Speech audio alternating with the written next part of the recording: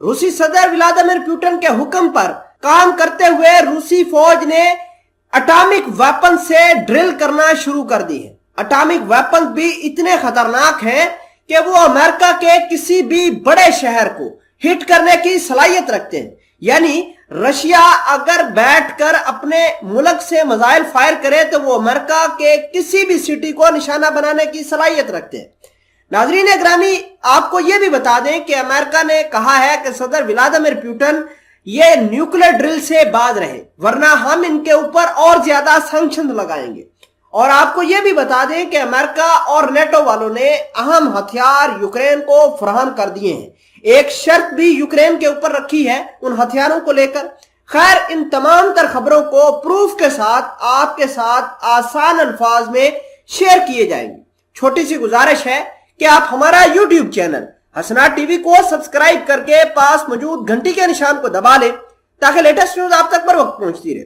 سب سے پہلے آپ خبر کا پروف دیکھیے۔ آج 2 جون ہے، جس کے اندر اس آرٹیکل کے اندر لکھا ہے کہ Russia nuclear forces conduct missile drill. اب یہ نیوکلیر فورسز جن کی تعداد 1000 ہے، یعنی اس نیوکلیر ڈرل کے اندر تقریباً 1000 کے قریب فوجی جو حصہ لے رہے ہیں۔ اور صدر ولادیمیر پوٹن نے یوکرین کے اوپر جب حملہ کیا تھا، جب انویژن کی تھی، اس وقت کہا تھا کہ میری نیوکلیر فورس بالکل الرٹ پر رہے۔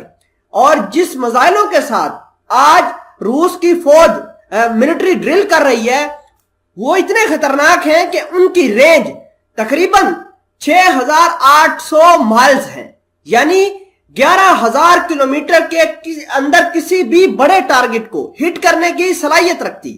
ناظرین اگرامی، آپ کو یہ بھی بتا دیں کہ 1000 ملٹری جو ہے رشیا کی وہ اس مشقوں کے اندر حصہ لے رہی ہے، اور ان 1000 کے پاس تقریباً 100 نیوکلیر کیپیبل میزائل بھی موجود ہیں۔ یہ ایک اہم ڈیولپمنٹ ہے جو کہ ایسے وقت میں آئی ہے جب امریکہ نے یوکرین کو ہتھیار فراہم کیے ہیں، اور ہتھیار بھی ایسے کہ لانگ رینج کیپیبل میزائل دیے ہیں۔ اور امریکہ نے ایک شرط رکھی ہے یوکرین کے اوپر کہ اس امریکن ہتھیاروں سے آپ نے کسی بھی رشیا کے سٹی کو ٹارگٹ نہیں کرنا۔ ناظرین گرامی، آپ کو یہ بھی بتا دیں کہ اگر امریکہ کے ہتھیاروں کا استعمال کرتے ہوئے یوکرین کی فوج رشیا کے اوپر اٹیک کرتی ہے یا رشیا کے کسی سٹی کو نشانہ بناتی ہے تو رشیا بھی مڈل ایسٹ کے اندر یا پھر کہیں بھی اور امریکہ کی سیکورٹی فورسز کو نشانہ بنا سکتا ہے۔ آپ کو یہ بھی بتا دیں کہ جو ابھی میزائل امریکہ نے یوکرین کو دیے ہیں ان کی رینج 68 مائلز ہیں، یعنی 100 کلومیٹر کی رینج تک کسی بھی بڑے ٹارگٹ کو ہٹ کرنے کی صلاحیت رکھ رہے ہیں۔ آپ کو یہ بھی بتا دیں کہ جو رشیا کی اسٹریٹجک میزائل فورسز ہیں، یہ ڈویژن جو ہے رشیا نے سن 2000 کے اندر قائم کیا تھا، اور اس ڈویژن کا مطلب ہی یہی ہے کہ آپ نے صرف نیوکلیر کیپیبل میزائل کو چلانا ہے۔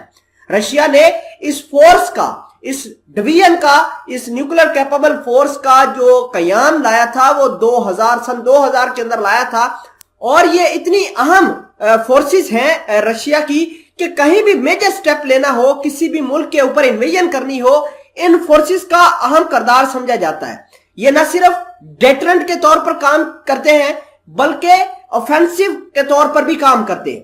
خیر، آپ کو یہ بھی بتا دیں کہ رشیا نے اعلان کیا ہے کہ اگر صدر بائیڈن اسی طریقے سے روس کی مصنوعات کے اوپر خصوصاً پیٹرولیم، گیس اور گندم کے اوپر پابندیاں لگائیں گے تو رشیا بھی اس کا جواب دے گا۔